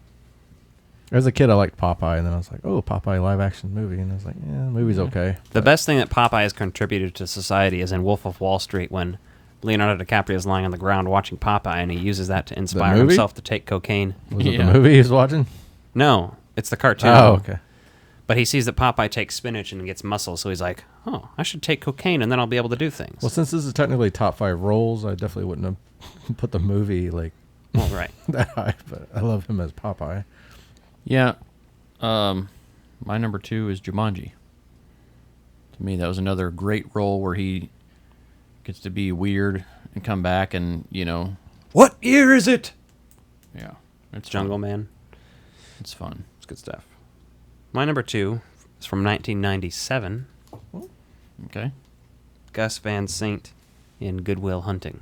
Mm-hmm. It's a very good one. Yeah, he's great in that movie. He fucking makes it. Absolutely, yeah. There's some I had to leave off, How about them apples? What's your number 1, Oh, Nick? it's some of them apples, Will. What are we gonna do? Exactly. My number 1 was Mrs. Doubtfire. Hunting As I season. Mrs. Doubtfire. Excellent choice. Applesauce, bitch. Exactly. I watched the shit out of Mrs. Doubtfire back in, what was it, 95? Mm-hmm. Great. It's hilarious. That It's came out still- earlier than that, didn't it? Like Maybe 93? 94, 93. Yeah, but he probably had the VHS around It wasn't 95, long so- before Brosnan took over as Bond, I know. Yeah, that was like And one of the Goldeneye big was roles. 95, so yeah. That was 95. Because I remember people were like, hey, if you want to know who Pierce Brosnan is, watch this once he was announced as cast for Goldeneye. Yeah. So I only recently learned that the director of Goldeneye also directed Casino Royale. Yep. Didn't know that. Oh, remember I was telling you about that movie that's coming out? Yeah. With Because I think I Googled it after you told me Samuel L. Jackson and who else is in it? that. I don't know. Well, that I don't remember her name, but it's directed by Martin Campbell. Looks pretty good. my number 1 is Hook. Fucking love that movie. He does such a good job of being Peter Pan. Figured you loved that movie since it was your old first movie. So fucking good, man. Robin Williams having to figure out how to have fun again because, I know too many adults like the character that he started off in that movie that don't know how to have fun. That You mean don't. most adults? Yes. Most. That's yeah. what's wrong with our society. Everybody statistically- gets all fucking stiff-assed. Statistically, when you look at it, like 93 is Mrs. Doubtfire. so many kids are like statistically proven to be creative in some way or form, and like most adults, there's very few people outside of the creative arts professionalism realm, right, that are actually creative about anything. And so like that's what makes you start to die. They suck the when you let they society the suck the creativity fun out out of of you. you. That's When you what's- let people suck the fun out of your That's life. what school is, kids. And that's not even school because school can teach you art and things. But that's No. my rant. It's done. Sorry. My number They one. drain the individuality out of you, though. My number 1 is Lance Clayton from World's Greatest Dad. I just think he nailed that fucking role. Neither His one of you- performance in it is excellent. Neither of you are big Aladdin fans, I guess. I wrote down on my honorable mentions, but it's like he's also voice acting. It's kind of like a different type of acting for sure. Because he's also in Ferngully as Batty or whatever. Oh, that's right. Yeah, that's fucking dope role. I love Ferngully. Yeah, and when you look at it, I just had to go by things. I just try to have a blend of stuff from when I remember nostalgically, like what he kicked ass as, and then like stuff that I could appreciate more as my taste in film changed, and he was still there to deliver. I also had to pick ones that I've seen enough of or recently enough to remember. Yeah, that's fair. Yeah, makes sense. Because I couldn't remember what his character was like in Death to Smoochie. I haven't seen that in ages. That's such a good movie, though. I haven't been home in years. How we not? We going to review that? Well, Death to Smoochie. We got something else to talk about real quick. I mean, are all your friends Satanists? A young Frenchman photographed this flying saucer, or is it? From a Do you believe in UFOs, astral projections, mental telepathy, ESP, clairvoyance, spirit photography? We're discussing Satanism and the occult this morning and some of the dangers. Telekinetic movement, full trance mediums, the Loch Ness Monster, and the theory of Atlantis. For the purposes of this study, we will focus on the number 666. Tonight on Sick Sad World. Sick Sad World. Alec, take it away. Well, we've had some real fun interactions recently. We have a new fan that I kind of want to shout out. I guess you could say. Stalker. Something like, well, friend. You guys have stalker. a stalker. Friend. Stalker. Deranged like fanatic? Something along those something lines. like that. What's that movie about where John Travolta that Fred Durst directed? It's like that. Fred Durst directed a movie? Yeah, he's starring done a John lot of- Travolta with a really bad haircut. Uh-huh. I think it's called The Fanatic. Pretty sure, yeah, you're right. It's about us, basically. I didn't know Fred Durst directed that. Okay. Yeah, it's very fucking weird. Have you seen how Fred Durst looks now? Yeah. Those recent pictures. Like, What what were the they fuck's happening? What with- were they calling him? Colonel Sanders or something? Yeah, he's got that fucking hairpiece now. So, It's hilarious. There's this gentleman. My first interaction came about from our YouTube page, right? There's a... I feel like we're giving a buffet dinner to this troll. Possibly. I don't know. I don't think he actually watches the podcast necessarily. I thought he Either way, shout out to the Cool Guy, as he is known on YouTube. He's not cool at all, though, is he, Alec? Nope. He is not cool, as far as I know. That's his name allegedly. on YouTube. Allegedly. What? That's his YouTube user handle, yeah. Oh, what's his real name? Let's put him out there. Well, I doubt that that's even his real name. But. Right? So we did an interview, not really an interview, just kind of a chat with Craig Goldberg about ghost heads. And this gentleman a few weeks ago commented on our video on YouTube about that. I hate Craig Goldberg's guts. I wish all the bad things in life happened to him and only him. And there's no punctuation. He did he did capitalize Goldberg's, but not Craig. That was probably autocorrect. Yeah. The I is not capitalized. So he doesn't even see himself as important. No punctuation. It's fascinating. I sent it to Craig because I thought it was hilarious from Yes Have Some. And he just responded like, yeah, I had to block that guy because he's fucking nuts. And he was still in their group after that? I don't know. I don't know the whole story behind that, but that's not the point right now. We should put his face in the album artwork. Just his face. I'll just say his first name is Barry. Supposedly. Yeah. This gentleman, I didn't know it was the same gentleman, mind you, yet. So a second occurrence happened on Tuesday, August 10th. But I didn't see it for like 4 days because it went into my like messages from Facebook. And I'm actually in a Facebook ban right now for talking shit on something. I don't remember what it is. I don't even remember why I'm banned at this point. Yeah. Why are you in jail? Fuck, I don't know. I can't remember either. But either way, I said some trolly shit. And then this guy, I don't even know where he came from. Like, he must have just started stalking us because then he hit me up in the DMs on Facebook and said... we probably saw you in Yes Have Some group, I would think. But I hadn't posted. I've been banned for like half a month. So it's been like literally 2 weeks since I've posted anything, and he's randomly messaging me. So I'm like, I don't even know where... Anyway, here's his message. It says... So, are you and Justin West married? I figured you might be brothers, but then I saw your profile pic with Paul Feig. I figured you like crossing streams. You would be correct in your assumption. Crossing streams with chicks with dicks that put mine and yours to shame is quite fun. So I do recommend checking that out sometime. Give it a chance. Be open to new experiences. Don't be a bitch. So that was his second encounter with us. And I couldn't respond because the motherfucker blocked me. And it sent that and blocked me. And I didn't see it, like I said, for 5 days. I thought it was hilarious, so I sent it to you guys, I remember. Yeah, Alex sent it to me, and then so I was like, hey, let's start a thing of hate mail. So I called it Some People's Children, a collection of internet hate mail. And I just wanted people to see this, right? Because when you look at internet trolling and people doing skeezy shit, like you look at the number of dudes like sending unsolicited dick pics, you look at people sending hate mail just for no reason because someone denied them, someone trying to force their religion down them, their opinion on their sexuality, their opinion on whatever that is not fucking valid for any reason. I was like, we should start calling these people out. So I just was like, I'll make this public and let people look at it. People call them out, but they like hide their identity. Like, yeah, no, I'm like, I'm not hiding their that. identity out. Well, I got a whole bunch more comments here to read, so let me get to these here. So I wanted to say that because there's a whole comment thread about really that. Wish I'd make so the first thing that happened was we got that YouTube comment about him hating Craig Goldberg, which was just stupid and hilarious. I didn't, like I said, at this point, I didn't know that this was the same guy when he DM'd me, and I read all that. Till today, when he revealed himself to be the same person by essentially commenting the same thing that he did in my DMs on the video of Justin reviewing the Ghostbusters Afterlife Ecto-1 from Hallmark, the ornament. He commented, so do you and your boyfriend cross streams around the Christmas tree, remembering when you went to Pride Day and got a picture with Paul Feig? Both of these times he spelled Feig wrong, also. I just commented back, why are you so obsessed with our sexuality? Seek a therapist, dude.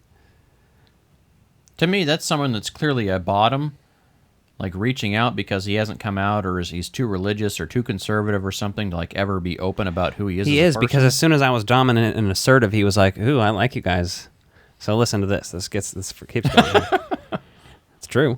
I know. It's fucking The factual. evidence is stacking up. We're just discovering, we want to talk to you, Barry, about your sexuality, and we want to help you come out of the closet.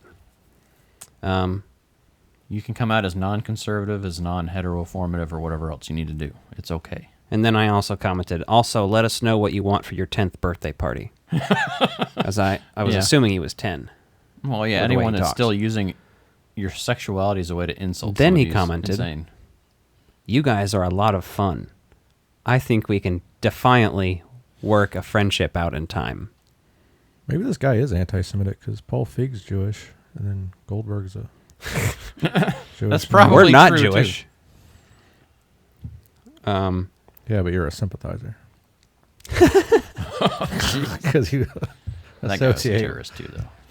Like I said, he said, so you guys are a lot of fun. I think we can defiantly, it's supposed to be definitely, work a friendship out in time. And then he just commented subbed. And he did subscribe because our subscriber count went up. Like subbed as in... He subscribed to our channel. Opposite of Dom? Yes. Well, that too, but that was his admission. And based on some of the conservative stuff that I think was... That's why it almost seems like he is like deliberately fucking with you, even though the jokes are bad. But then, like, you give this it back. This guy's a lunatic. But like, you give it back to him, he's like, "Oh, I like you guys." Exactly. He's weird. Weird, yeah. So again, we just want to help you come out. Yeah, it's okay. You know, it gets better. I'm coming out. Yeah, and if you fucking love Alec and myself and Nick, who cares, man? Love whoever you want to love. Doesn't mean we're available emotionally for you. Then he commented on our Hasbro Proton Blaster mod review, which we posted today. Yeah, that's as we record this. Starring Alec. Mm-hmm. And he said, busting makes me feel good. Woo-hoo. Again, power bottom energy. Exactly. That's what I was thinking. The whole time I think this, I'm like, this is someone's admission and their way to come out. And here is the punchline for it all. You ready for this, Nick? You ready to hear all this one? This one is the last comment he left on our page. On the Frog Bros meet the interdimensional cross rip when we talked about Answer the Call. I really like these cross rip guys. I listen to all their podcasts. I mean, me too. I like those guys, and I also listen to all of their podcasts. Yeah. This is fascinating that that's where this comment went. Even better... I didn't even see this one till like right when Justin arrived earlier. His last comment, his actual last comment. 2016 grows on you. He said that? I wish they would have got to do the long movie with sequels that Feig originally pitched to Sony. Are we not fags for liking Paul Feig? But this man likes Paul Feig? I'm telling you, this man just needs a little help, a little encouragement to accept who he is in his heart. Or she, maybe. I mean, I'm assuming things by saying that. Friendship. But I truly hope You suck. you find the help that you need and hope for. We've all been through trauma, childhood trauma, all these things. It gets better. Troll. Just don't let someone else's decisions to hurt you when you're young define you. Oh, man. All right, you feel better? I mean, not really. I feel all right. Well, we could have just saved someone's life. Smoke weed every day. So that's our Six Head World tonight. Barry, if you're listening, see a therapist, man. I have seen a therapist myself. There's no shame in seeking help. There's no way he's not listening to this podcast by now. He will be. He's gonna well, he's subbed now, so he's gonna get an alert. Probably he probably hit the little bell and everything, man. He's gonna get an alert, and he's gonna be like, his first comment is gonna be like, "Are you gonna tag him? Fucking hate Craig Goldberg." Are you gonna tag him in the episode notes, like his YouTube handle? I don't know if we'll go that far. Yeah, I don't think so. I don't. You should. No, I'm good on that one. Barry, if you're listening, hit up our producer Nick and organize. We'll have you on for a little quick chat.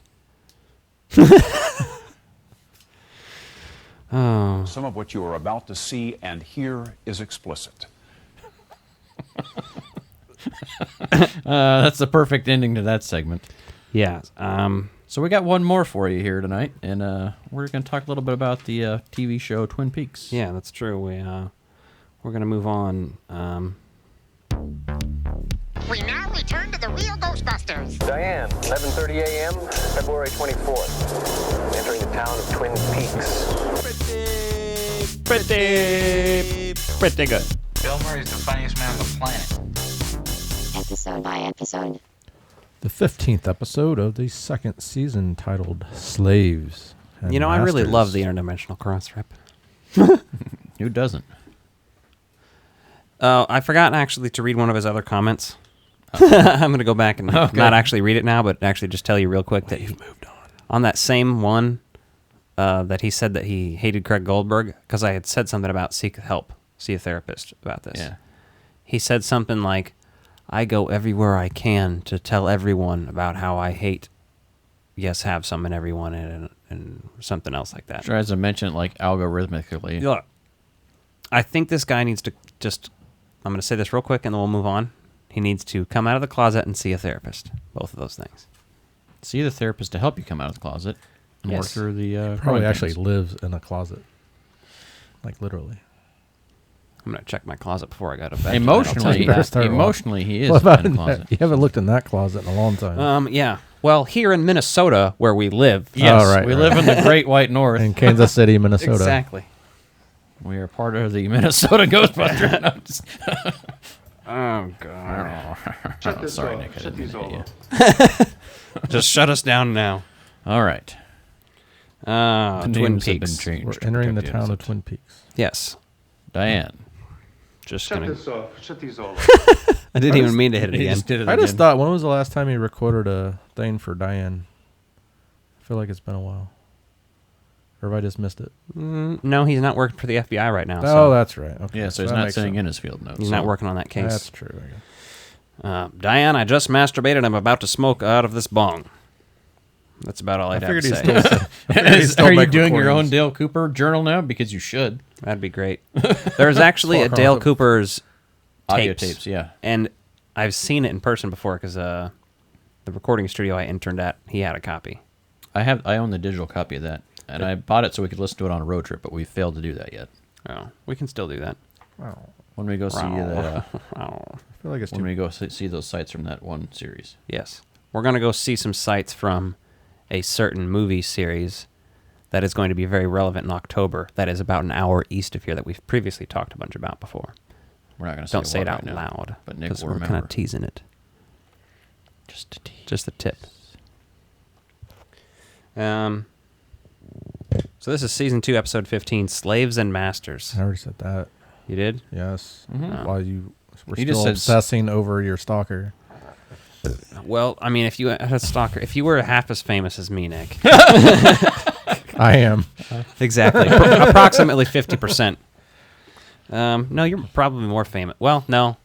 I have to go with my Ghostbusters theme song has like 6 million views on YouTube, man. Oh, and I totally don't get royalties for that, obviously. How many times did you watch it? Like twice. Okay. Yeah, he didn't buy the mechanical license. I don't think before it's he a very uploaded good it. cover now. Like, I wish I could. I mean, I could theoretically just do another one, but you know, Afterlife one? no, just one. I don't know. This movie starts out in slow motion on a chessboard, which reminds me of the beginning of Batman. This episode? Mm-hmm. He said movie, but yeah, episode. I just want to make sure we're on the same page. Yeah. Who knows what he's talking about? It's a secret cap. He's always high. Booger.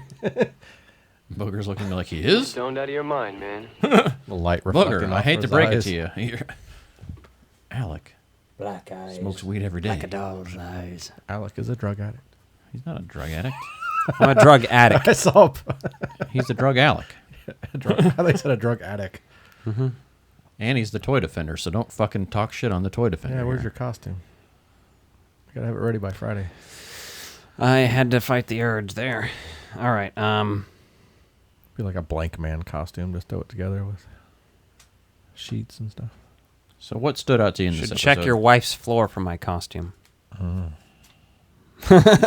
bed Because sheet. I was wearing it while I fucked her. So why That's is it the on, joke. So why is it on Yeah. the floor? Because I took it off. Oh. It was sweaty. I don't even think you knew where the punchline was going with that one. You're like, wait a second. Smoke weed every day. This opens up with the Evelyn subplot, and already I was kind of like, Yeah, you fucking want hate to it toss my immediately. fucking notebook in the air. Yeah, like, why do you want to talk about that? Like, I even forgot her name already because I just don't like Yeah. that plot at all. Basically, Evelyn's telling the cops about James and shit because her husband's dead. My ass hurts. He's gotta get more comfortable chairs. Buy your own fucking chair. I bought all these chairs. Just for the podcast. Bring me a pillow. So Evelyn. Oh, this is fucking hilarious. They're at the bar, and she's telling the police officer about a Jaguar. Yeah. Do you see that? And he's like, a Jaguar? J-A-G-W. And then he just goes, a car. He doesn't know how to spell fucking Jaguar. It's just like a subtle, stupid thing that's in this episode randomly. And like, you blink, you won't see that. But it's fucking hilarious. Then Donna's at the bar with James, and that's very boring. Yeah, that's real boring. This episode kicks off on some slow-ass notes. She calls Ed. Boogie. Mm-hmm. And James is like messing with a drink umbrella very weirdly. It's a very weird scene. Very nervous energy from him. Bobby and Shelley together getting interviewed by Cooper and Harry at the sheriff's station, which is just funny. They're asking him about Leo and shit because Leo just fucking came to life. Mm-hmm. He woke up from his They're non-existence. like, why were you over there again? Yeah, and he's like, because I'm fucking Shelley. Yeah. We've been fucking. I've been fucking all the hot bitches in this town. Because I'm Bobby. That's what I do. And cocaine. I also sell coke. You want to buy some? Do I have to spell it out for you? Let's see. Yeah, and then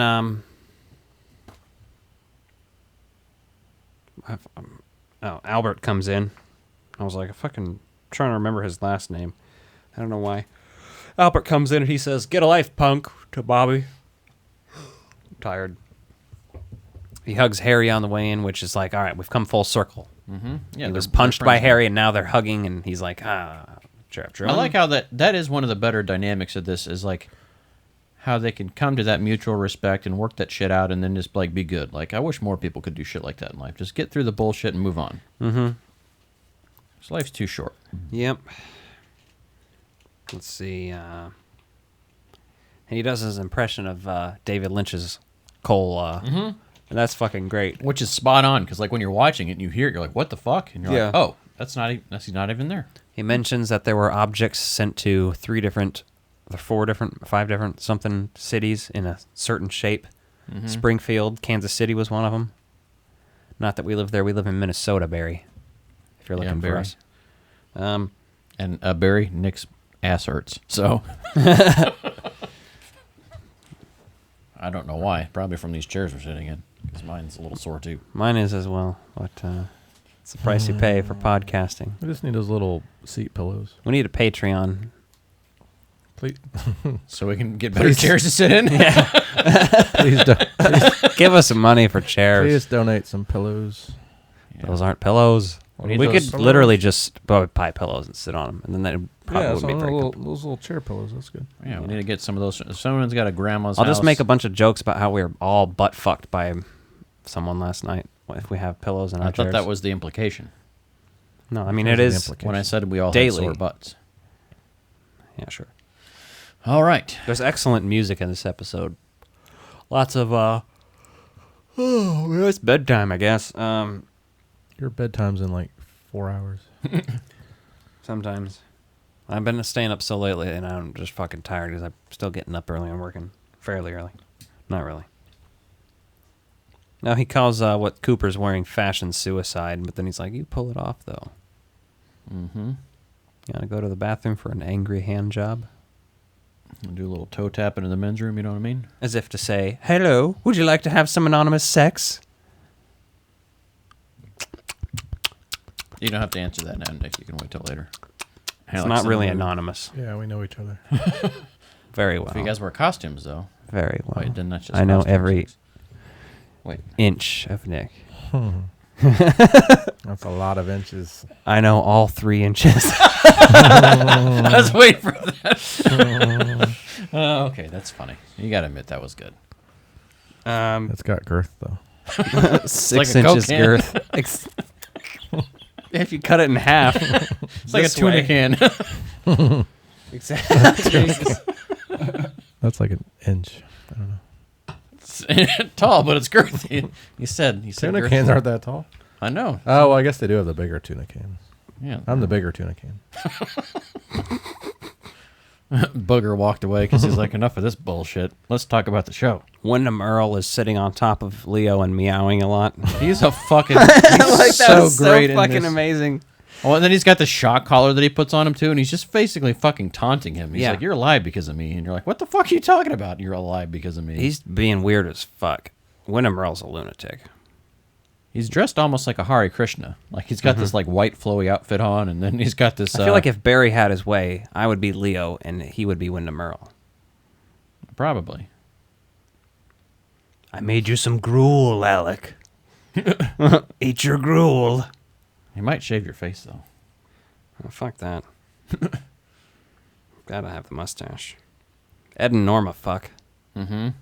And then the best part is Nadine comes and gets in bed with him. And I know. And Now she breaks the door down and walks in. And I expected them all to fuck. Not really, because I've seen this multiple times, but I wanted them to. They thought she was going to rip them in half. I wanted it. Yeah, they thought she was gonna be mad, but she's still in like her regressed state of mind. So. We move along to Josie and Harry and Coop. Mm-hmm. They're all talking. Oh, yawning again. Cooper goes to get coffee because he realizes they're having a moment. He's trying to get Josie to open up and be honest. Yeah. Pete shows up. There's some funny shit. Ah, Jesus, he was clawing my titties. Ah! He needs his nails did. Is he still hungry? Civil War Ben. That plot picks up on and off throughout this episode, but it's interesting because he finally snaps out of it at the end. That is the best piece, is like you finally get a little bit of resolution to this bit of... Yeah, Malcolm threatens Donna because she goes to... Evelyn is like, hey, fuck off, bitch. Like, can you just suck a dick and not do this evil shit that you're doing? And she's like, fuck you, you little tramp. You're going to only fucking get a role in Wayne's World, and then you're going to fuck off. And then well, that was a bit Malcolm extreme. threatens Donna. Yeah. James tries to fuck Evelyn again. Yeah, because he's back in town on the loose. Because he's an idiot. And then Malcolm hits him over the head, and there's a whole fucking like shit happening there. Ben passes out and goes back to normal. He's a better person from But going on forward. Don't forget about the whole Evelyn piece where she basically tells him everything. She's like, yeah, we plotted against you, dumb fuck. And he's just still there, like, still ready to go. I'm like, oh, I'm ready to give my life for this. I will crush your bones into dust. That was him when he came in there. Mm-hmm. He was pissed. Was then he tried to he fuck her. aroused? Yes. He was for sure sporting a fucking, at least like a... 3/4? Something. 100%? Quarter chub. Nick, did you even see this one? Yeah. You're bored with it too? I watched it not long before I came over here. This is why the second half of season 2 is known as being not very good until you get to the last 2 episodes again. And then it's real fucking good. I'm beating my dog. Just patting him on the chest. He likes it. So that's pretty much this week's episode of Twin Peaks and this week's episode of the Frog Brothers podcast. If you haven't already and you're listening to this on YouTube, hit like and subscribe for more future terrible content that's really awful and makes, people cry. If you want to just do one, hit subscribe. Cry myself to sleep on rubber sheets. If you only feel like doing one. And also comment below and, offer up some support for Barry. Yeah. Leave him some support comments. Yeah. Come out. Tell him it's okay. It gets better. Stuff like that. If you're listening to this on the audio feed, do head over to youtube.com/thefrogbros. Check out our toy reviews, our video reviews. Hit us up on Instagram at Frogbros Podcast. Find us on Twitter at bros_frog. The only anomaly in our Join our online Facebook branding. group. We have not allowed to post in there, and it's because I'm in Facebook jail, and I'm the only person who makes posts in there, basically. Hey, Edgar posted in there today. I did see that. Somebody else did too recently, but if you go and look at all the posts in that group, literally 50% of them are me. That's fine. I posted a lot in the beginning. Nick gets into jail a lot too on Facebook. Yours were less relevant, though. Mm-hmm. But you have relevant things to post that you can, you just don't. But in the beginning, I figured it was just better to have posts. At least something, Yes. yeah. Well... Yes, I'm in Facebook jail a lot. Yeah, so you guys So both- was Alec. I'm the bail bondsman then. But I've stayed out the longest. I gotta this stay time. out. I gotta stay out to make sure I can rescue you sons of bitches. Yeah. Actually, Facebook should let me bail you motherfuckers out. They could make some money from that. You want to bail your friends out a few days early? They should just let people block you if you piss them off, not worry about. Well, we should be putting able to us in earn jail. get out of jail free cards, too. Yeah.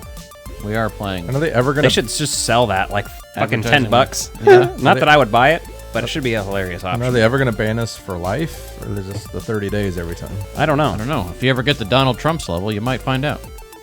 True. Are you pro-genocide or not? Anyway, we love you, Barry. Good night. Depends on the day. These are my dinner guests, the Frog Brothers. Frog Brothers, Frog Brothers.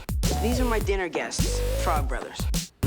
Frog Brothers, Frog Brothers. These are my dinner guests, the Frog Brothers. Frog Brothers, Frog Brothers. These are my dinner guests, Frog Brothers. Frog Brothers, Frog Brothers. These are my dinner guests, the Frog Brothers. Frog Brothers, Frog Brothers. These are my dinner guests, Frog Brothers. Shut this off. Shut these all off.